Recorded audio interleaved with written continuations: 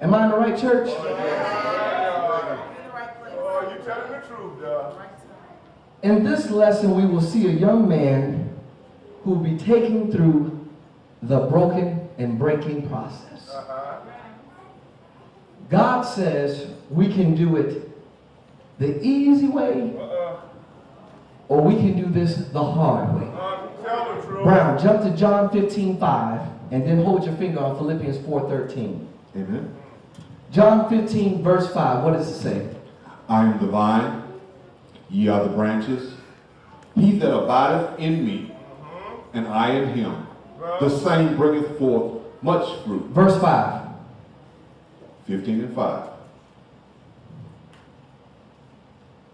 I am the vine, ye are the branches. He that abideth in me, and I in him, the same bringeth forth much fruit. For without me, ye can do nothing. God says we can do this the easy way or the hard way.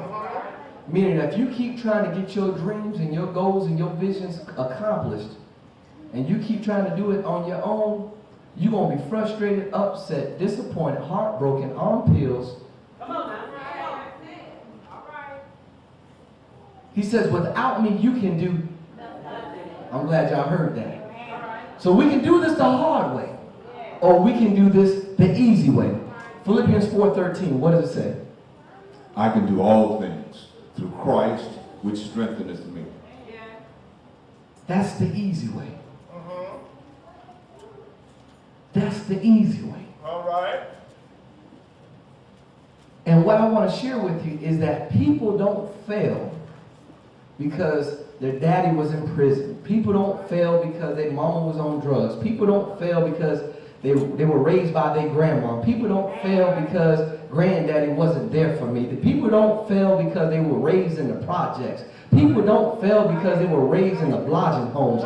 People don't fail because they were raised in 50-20. People don't fail because they have some ups and downs. People fail because they fail to use what they've been given.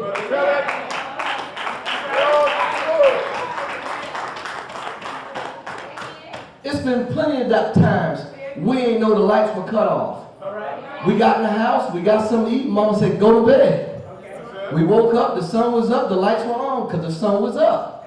The water still worked when the power out. Take your shower. Why it ain't cold? Because you ran it out. Get in the shower, get ready for school. Mama, we hungry. Boil some noodles. You're going to be all right. Oodles and noodles. What I'm talking about? Oriental chicken. What am I talking about? That Oriental shrimp. What am I talking about? Chicken flavor. What am I talking about? Beef flavor. Ain't a drop of beef in there. Ain't a drop of chicken in there. Ain't a... Tell the truth, go ahead. Tell the truth. That ain't why we failed. That's why we made it. That's how we learned how to get through what we go through. We make the best of what we got and still tell God, thank you. Can somebody tell the Lord, thank you real quick? Just say thank you. Why are you thinking? I don't know because he did it already. Thank you. Why are you thinking? Because he's already done enough. Thank you. Why are you thinking? Because if he doesn't do another thing, he's already done. He's done enough. In verse 11, he said, a certain man had two sons, a good father. These boys were raised by their daddy. In verse 12, he says, and the younger one said, Father, give me what belongs to me. And guess what? It's okay for a man to ask what he wants when he gets to a certain age. But what makes this an insult is the fact that it's like my daughter, Navia, saying, Daddy, I want your life insurance policy, which is roughly $300,000. So basically she's saying, Daddy, I want your life insurance policy, which means that, Daddy, I want to cash in on what belongs to me. But baby, there's only one problem. In order for you to get it, I got to die. So in order for this young man to be in order, his daddy needs to die in order for him to get the inheritance. Amen. But even though the daddy knows that this boy hasn't earned as he deceased, he still gives him what he wants. All right now. Ain't it like us? We be praying for God to give us stuff, and then once we get it, we don't know what to do. Y'all gonna make preaching easy for him. In verse 13, it says that, and not many days later, the young man traveled to a far distance, and he wasted his substance on riotous living. Somebody say God is breaking him. God is breaking him. And let me tell you this, he didn't lose any money until he forgot where he came from. Even though he was in a foreign land, he took money with him. He didn't lose money until he forgot where he came from. It's just like us. We see you in church and Bible study and prayer meetings when you ain't got no job. But once you get the job, then you get I'm sorry, we're recording, it's going to be on TV. You get amnesia. You get amnesia. Get amnesia.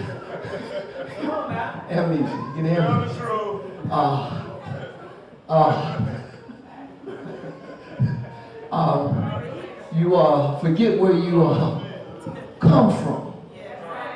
And you keep asking for God to give you jobs, but you cuss your manager out on the last 2 jobs.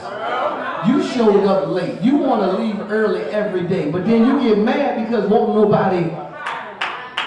The problem ain't with your boss. The problem is you the one that need to be broken. They get their paycheck. Because guess what? When the company says it's either you, the boss, or them, the employee, the boss want to say, I'm going to keep my job. You better get it how you live.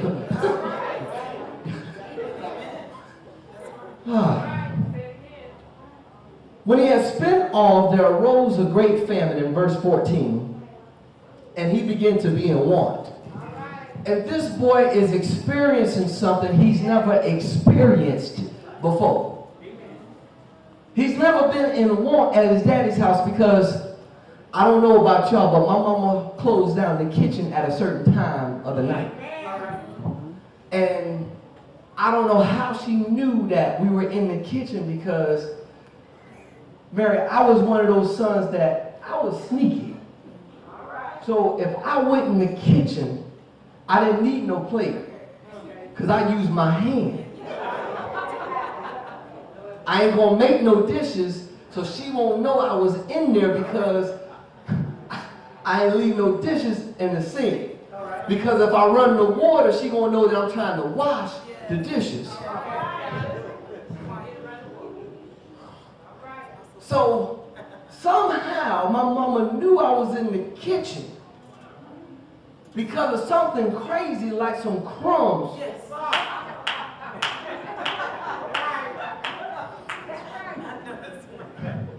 So where I'm going with this is that this young man is at a place where there's no food to eat, he has no clothes to wear, and he has no place to rest his head. And he's nowhere close to being home. There's no cell phones. There's no text message, Mama, come get me. I don't care how old you get, but you always know where people are from because of where their mail goes. You could be 45, but there's still that one piece of mail that goes to Mama house. Am I telling the truth? You better not have no warrants. Them folks know where to find you. It don't matter, one time or another, you gonna come back to y'all all right? If y'all been satisfied by the word so far, give God a hand clap of praise. In verse 15, he said, and he went and joined himself to a citizen of that country, and he sent into his fields to feed swine. Let me tell you what happened real quick. When you go to another country, you have a passport, which means you have a right to be there for a little while. All right, tell it. But just because you have a passport, it doesn't mean you have a work visa. All right, now tell it. So you can't work and get paid. So he had to join himself to a citizen of the country. That's right. And says, listen, I can't work for myself, but let me work for you. Somebody saying he's being broken. In the Amplified version of the Bible, it says, Chris, that he glued himself to that person. He stuck himself to that person because he became like an indentured servant, like some of our great-grandfathers. Meaning that master allowed them, well, they couldn't be master at that time because slavery had ended. But the owner of the property or the plantation owner at that time, he would have indentured servants, which means that, listen, you staying on my land, you living in my house, you staying on my property, you eating my food. But as long as you work for me, I'll let you stay in my place, eat my food, and stay on my property. Somebody say he's being broken. Young folks, whenever you go doing stuff that's contrary to the word of God, what I mean by contrary, opposite to what mama done shared with you, what daddy done told you. I don't care what kind of life mama lived and daddy lived, but if they told you that word and you go against what the word says, your journey will be rough. There's no exceptions to the rule. He glued himself to that citizen so that he could feed himself. Verse 16, somebody saying he's being broken. Verse 16 says, and he would have fain and have filled his belly with the husk that the swine ate, and no man gave him nothing. Somebody say he's being broken. Fain means an unquenchable thirst or appetite. So even if he ate what the swine ate, what he's saying, First Lady Davis, is that even if he would have ate what the swine ate, and you know that the swine eat a lot of slop. I raised 2 hogs up in Folkestone, Georgia, and hogs can eat. And the reason why they put on so much weight is because they don't have sweat glands like humans do. So whatever they eat, it fills them up because they become bloated, basically. Y'all still with me? And what he said is that even with all the food that the swine ate, if he would have buried his head in the swine's slop and ate every bit of the slop, he would still be hungry.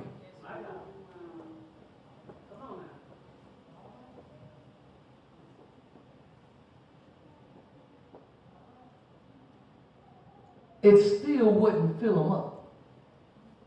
And there are some appetites that you can't fill with food. For Jesus said it like this: man shall not live by bread alone, but by every word that comes or proceeds from the mouth of God. Jesus. There's certain appetites that you can't feel. Amen. And you can't pick it up from Walgreens and CVS. We were headed up to Folkestone the other night, and Brother Toby was having an asthma attack. Now, I believe in laying on of hands and praying, but I said, we're going to go fill your prescriptions. We're going to fill that prescription. And then we're going to give God some praise.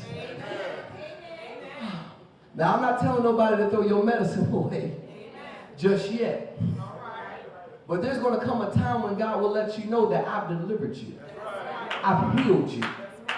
You don't have to depend and lean on this substance no more. Anybody still believe that God is a miracle worker?